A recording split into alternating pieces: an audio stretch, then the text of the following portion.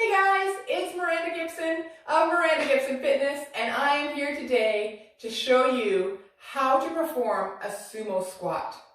A sumo squat is so much more than just simply taking a wider stance to get into your squat position. So let's talk about that. Traditional squat position.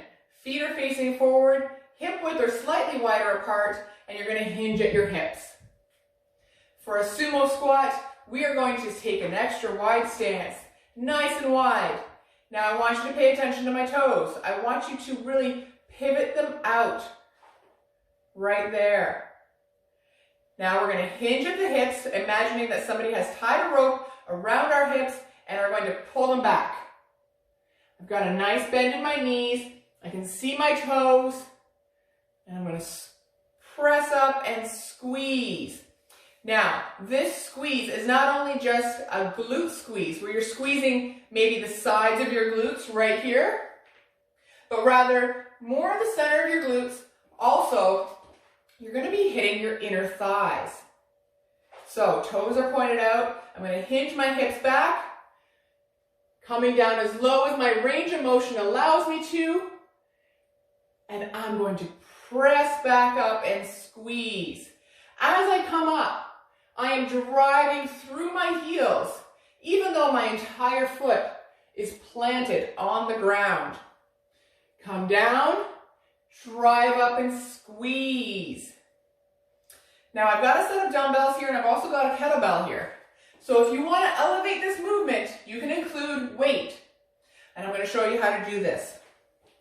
I'm going to squat down, pick up my weights nice and carefully, let them hang at my sides as I get into position.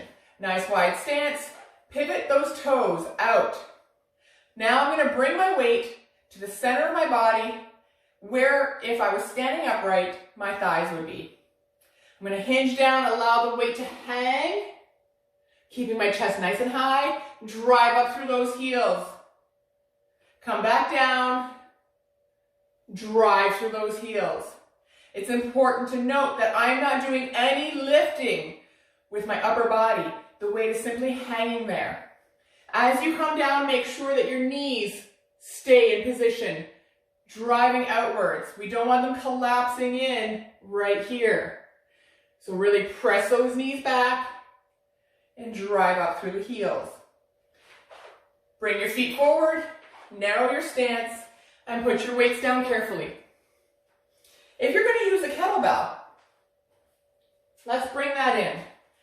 I'm going to bring that right underneath my body, step out nice and wide, rotate those toes out, hinge at the hips, chest stays high, pick up the weight, allow it to hang, tap the ground, and drive back up.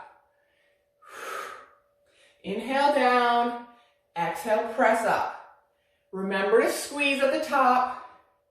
Keep those knees nice and strong. And this is our sumo squat. Rotate the feet in, place your weight down, and that's your workout. If you guys found this video helpful, please hit like, hit subscribe to stay up to date on all kinds of ways that you can work out, both from home and at the gym. And if you have any questions about services that I have to offer, head over to my website, mirandagibsonfitness.com. Thanks so much for tuning in today, guys. Have a great workout.